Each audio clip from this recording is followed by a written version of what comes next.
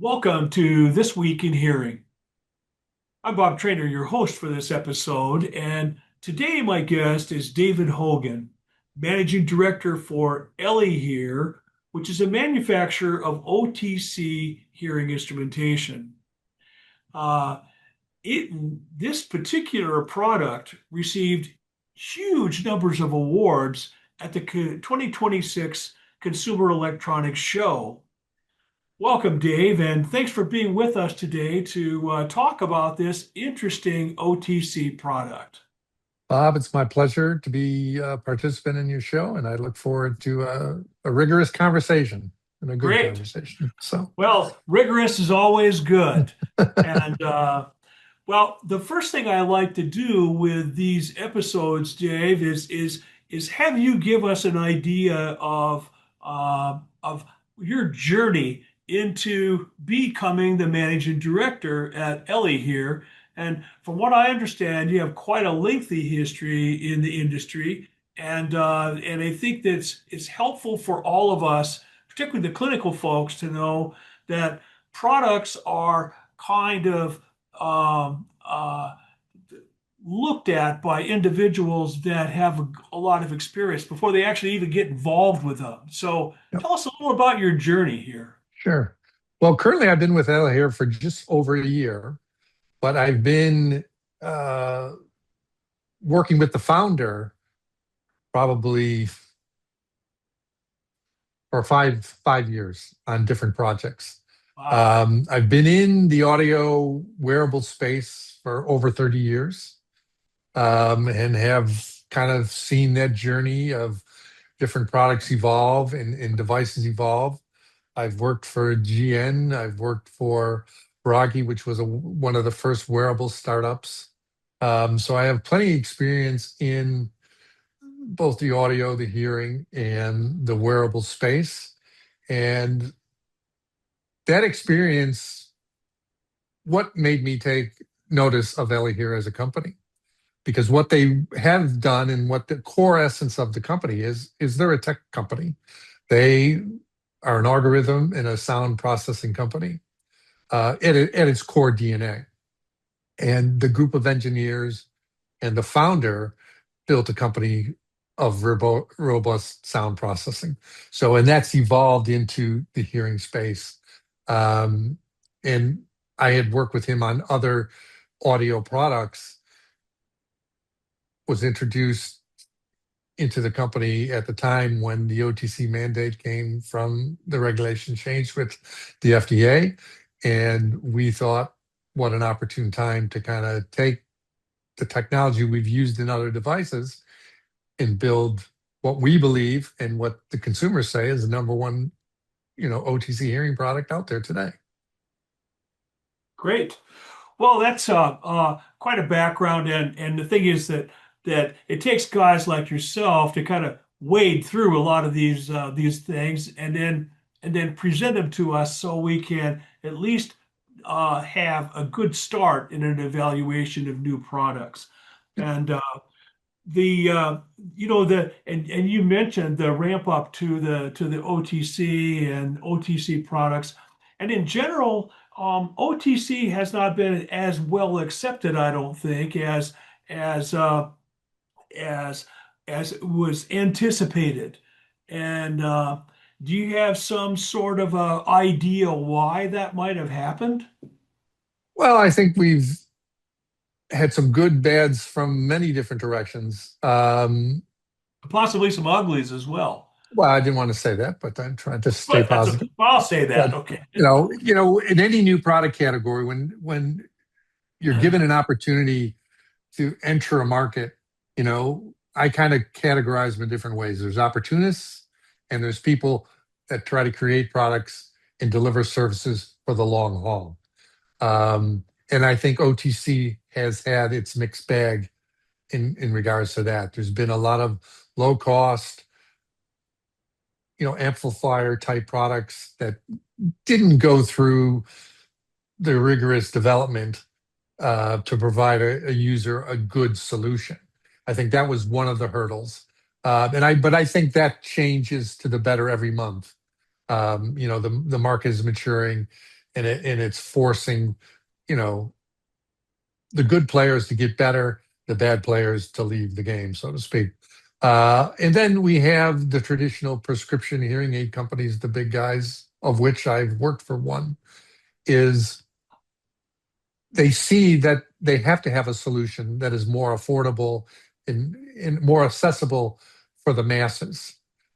Because that's been one of our mandates from the beginning is how do we build a product that we could address and provide to people of all economic situations, but also from geography situations that maybe they don't have access to a hearing professional. So, we tried to take the approach that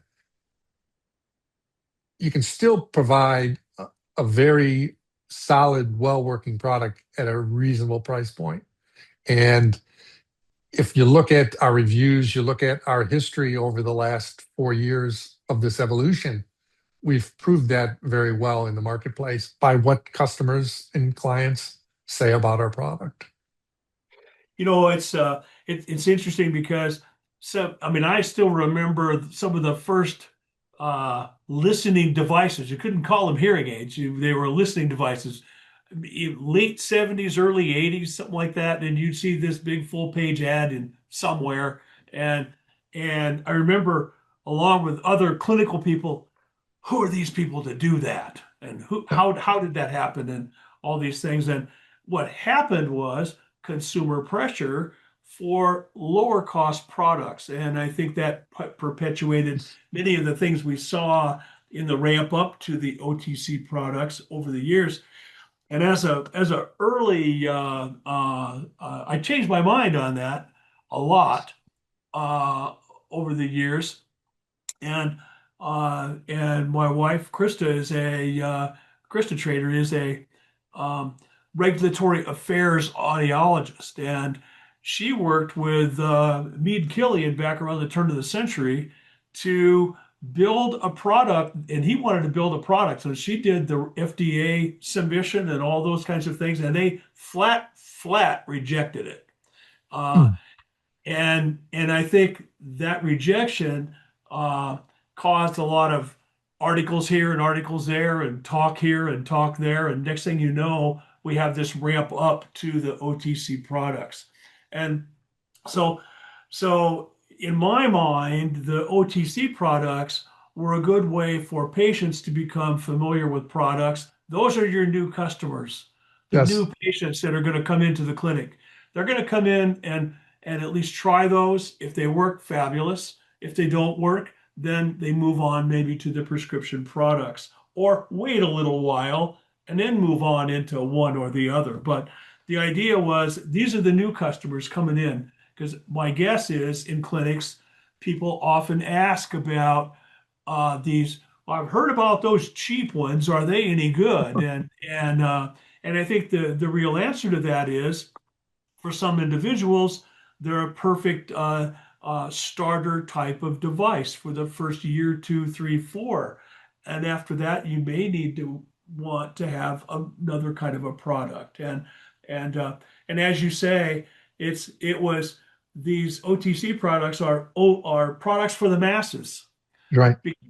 And and I even find myself occasionally wanting to use with virtually no hearing loss, at least knock on wood. I'll knock on my desk a little for that.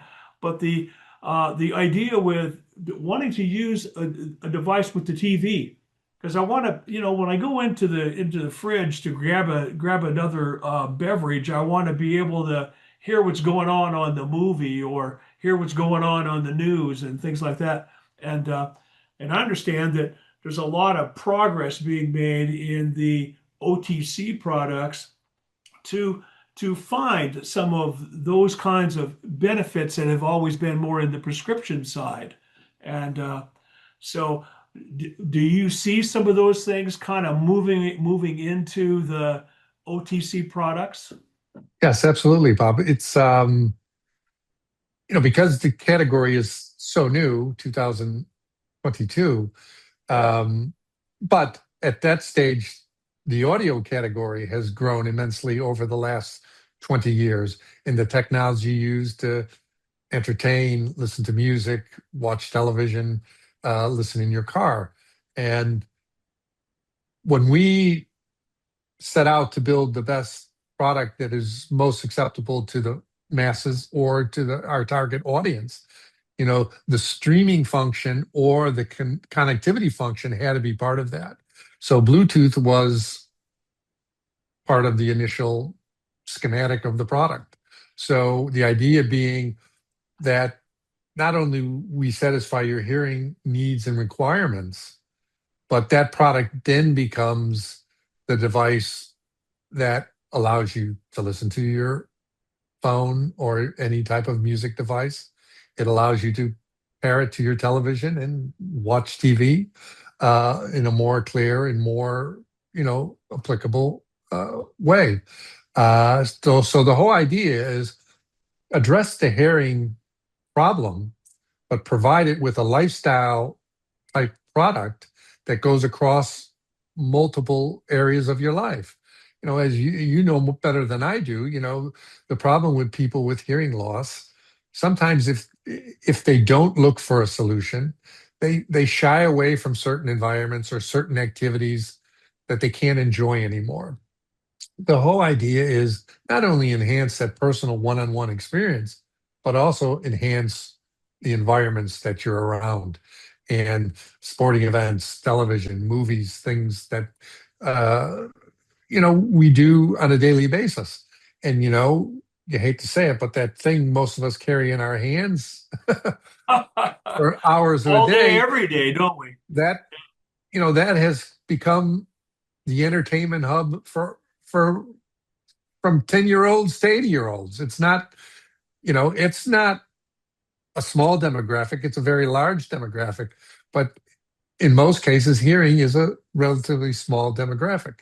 So we need to stretch those boundaries. And you mentioned earlier, um, OTC was the discipline around it was mild to moderate loss. So the intent was, how do you help more people at an earlier stage of their hearing journey, um, and give them, a roadmap for continued improvement for years to come.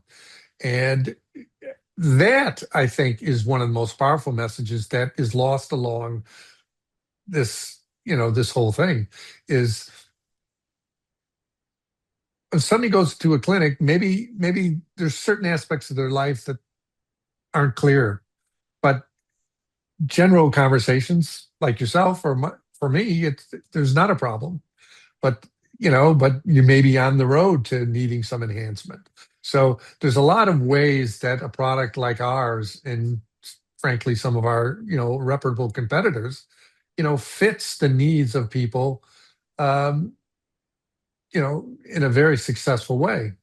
And even though OTC was always kind of intended as an entry gate, we have many of our users that have gone from prescription models to our products just from a more cost-effective solution. And because of their level of loss, our products are very applicable, for their severity of loss, so or lack thereof. So we have both. We have new entrants, and we have people that have been wearing hearing aids for years that kind of embrace the ELEHEAR line of products. Well, that's an interesting concept because people always think of OTCs as a starter kind of device, not necessarily something that people will go back to the same people for their second set or their third set, something like that. But if you have a mild to moderate hearing loss and it's not going to go any further, it makes some sense to it's wise financial management, I guess, Yep. to consider something that has high performance, but yet is less costly than the prescription products. Yep. And so what kind of products does ELEHEAR offer to the market? Is it an in-the-ear device, a CIC device, a behind-the-ear type device? What kinds of things are there for us to look at with the ELEHEAR products? Well, up until very recently, our products were designed Rick model designs, like most people's idea of a conventional hearing aid. Um, Design is that there's a practical reason for design of any product, but in hearing, people want to wear them all day, so the comfort level has to be at the stage where people forget that they have them on, and Yeah, it delivers the performance that they're looking for. So that has always limited certain types of wearing styles or how a product sits. Having spent as many years I have, in the audio business, if you looked at a consumer product alone, 50% of the population will never wear something in their ear by choice. They want something on their ear or over their ear from a listening or an audio entertainment device. With hearing, you don't have that luxury, so to speak, because the product needs to reside to perform technically in your ear. So, sometimes the adoption of that is not only the physical wearing of a device that kind of draws people from not addressing their problems sooner, but then having it in your ear all the time and understanding whether to be comfortable or not. So we've done a great job, I think, of designing products that are comfortable, that wear daily, and the battery lives perform in most cases all day. And then the device itself has multiple charges built into it. So you're not tied, even if you have to recharge, you could still be on the go. You're not tied to a wall outlet to charge your product. The battery pack in the unit itself recharges the device. Um, but recently we've introduced, you mentioned CES earlier, we introduced our latest product, which is a more, earbud style look. So it's more of a consumer type product looking device, but still has the same robust solutions as our other products. But from a cosmetic point of view, it's very small and very comfortable. Uh, it's very obtrusive, so you don't see it. Is like conventional hearing aids.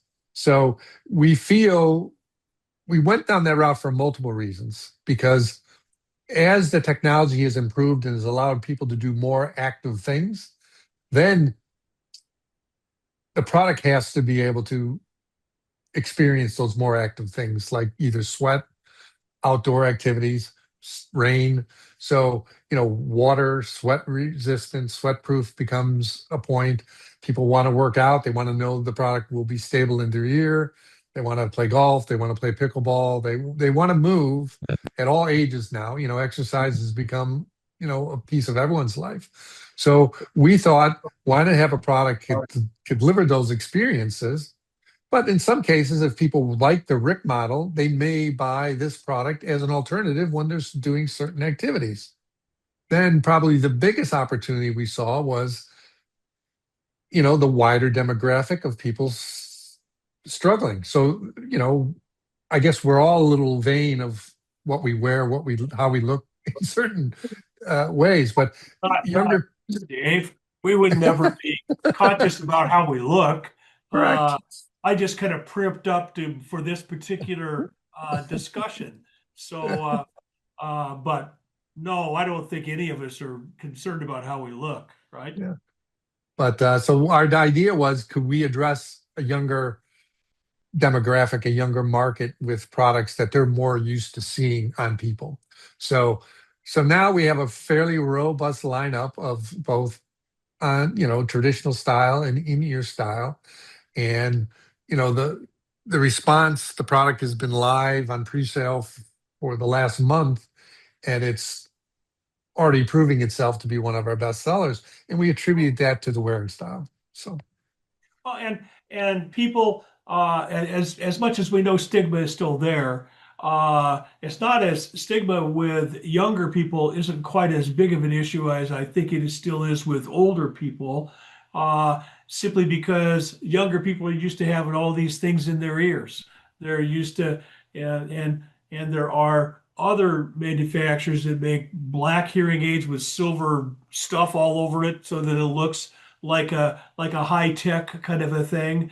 And so my guess is that these products would be a little more acceptable to those that are younger people too, getting into the younger audience as well. Well, I think so, and I would agree. And the other interesting thing is we have a group of people in our ecosystem called our ambassadors. And there are people that we either have test products, early release products, people who have been on the ELEHEAR journey for some time. Um, and they give us critical feedback on all areas. But the one thing we hear a lot is that the use of these products, ours in particular, because there are ambassadors, it has opened up so many aspects of their life in a more positive way. You know, they communicate better with their family members, they enjoy certain activities better.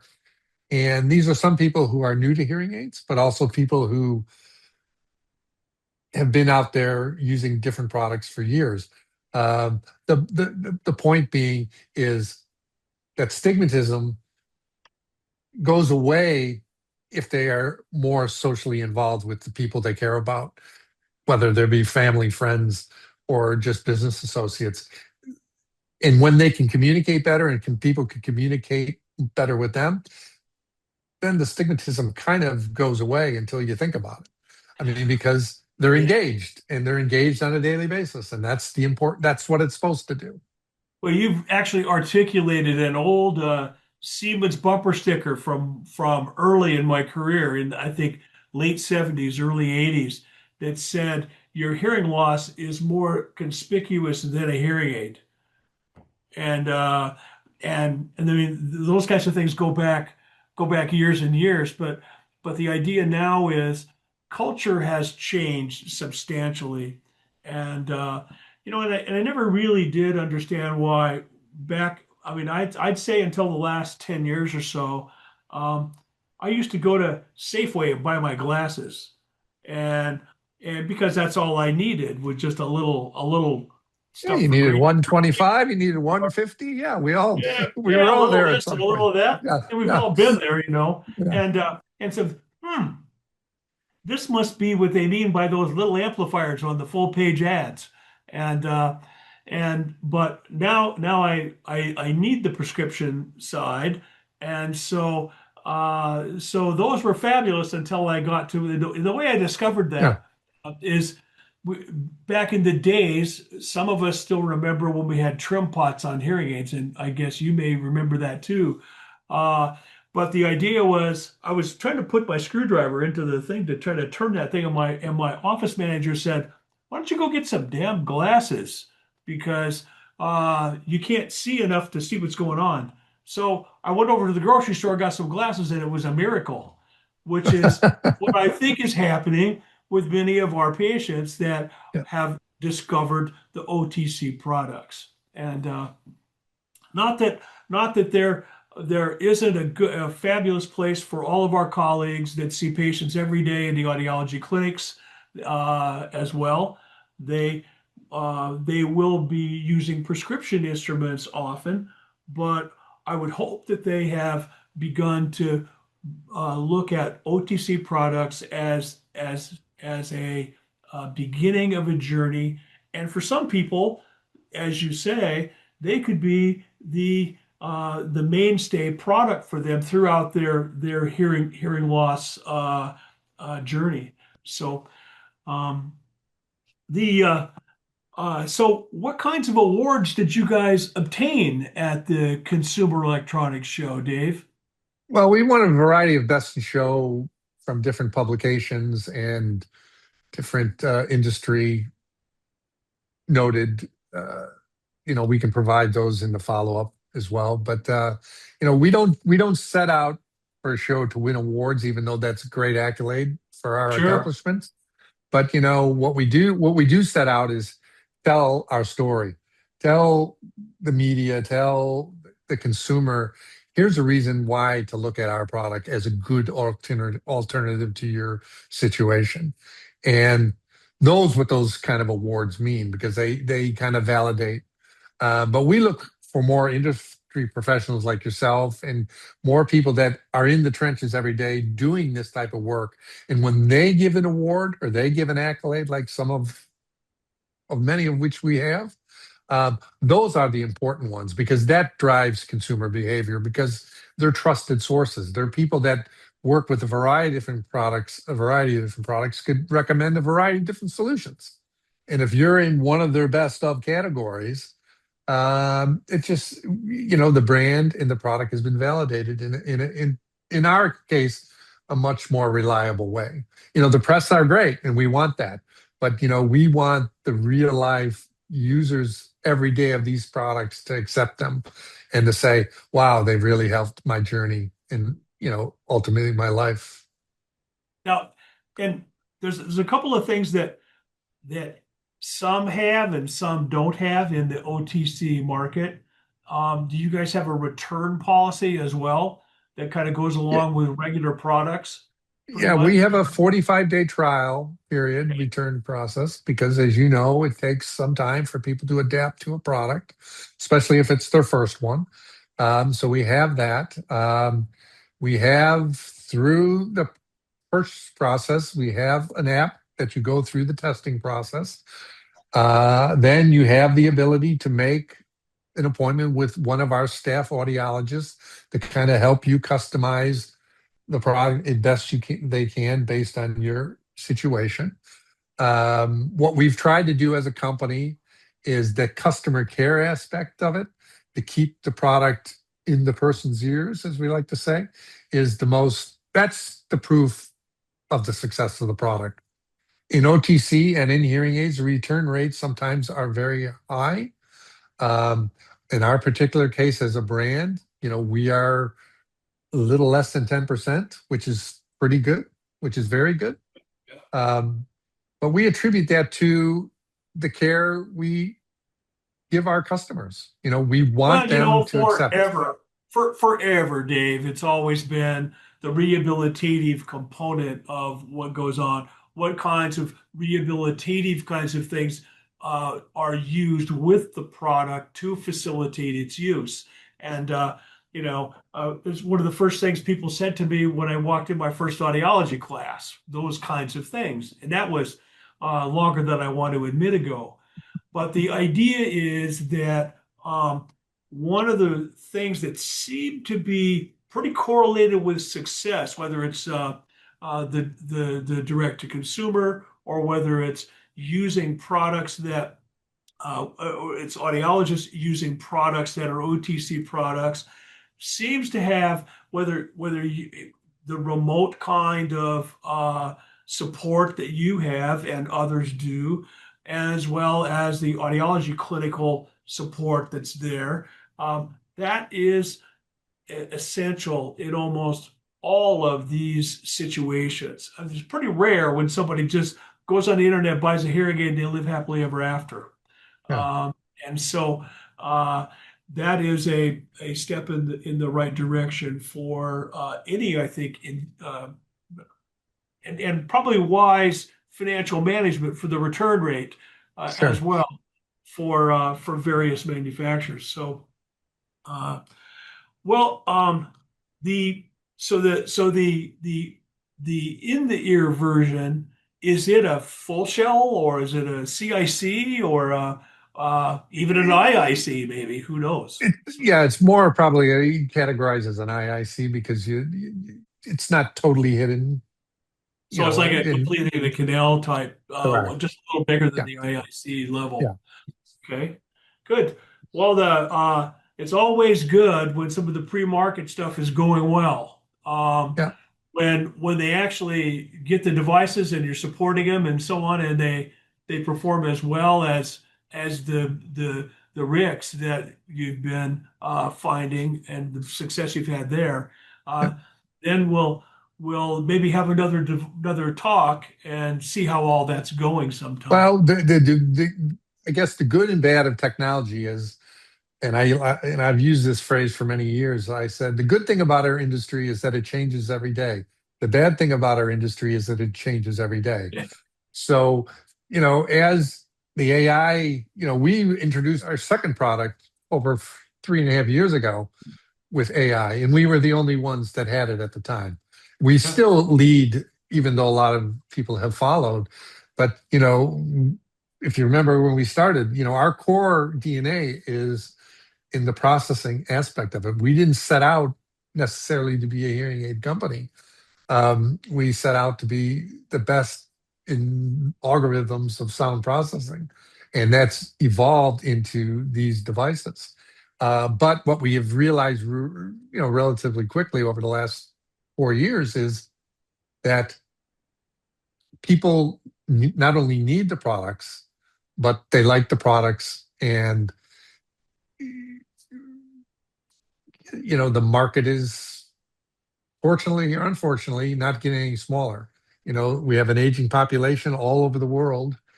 absolutely. Um, our everyday lifestyles of wearing headphones, working in large environments, you know, having worked a career in a factory, there's different factors in our lives that add to our problems, of course.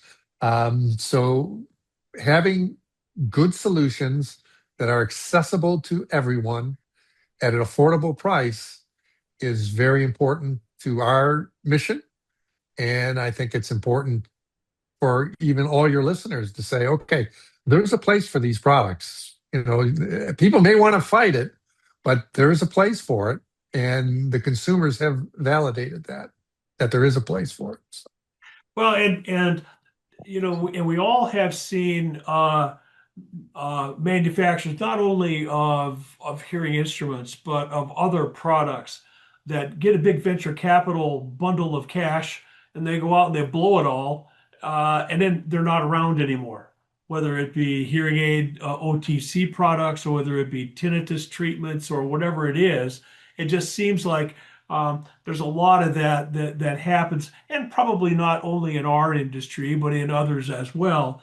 But the idea that when a company takes it a little bit slow and kind of builds a little bit here, builds a little bit here, and builds up to a certain place, it I think leads to the possibility they're going to be around for a while, yeah. rather than be a flash in the pan for about a year or so and then they're gone.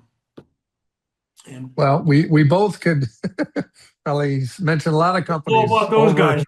over of different, they may have survived for 2 or 3 strong years and then they go away.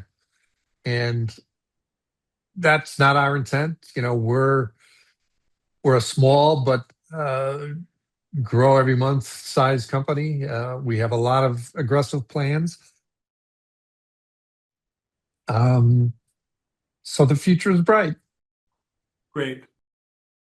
Well, it's been delightful to have this discussion, and not only that, but the couple of others we had prior to that, Dave.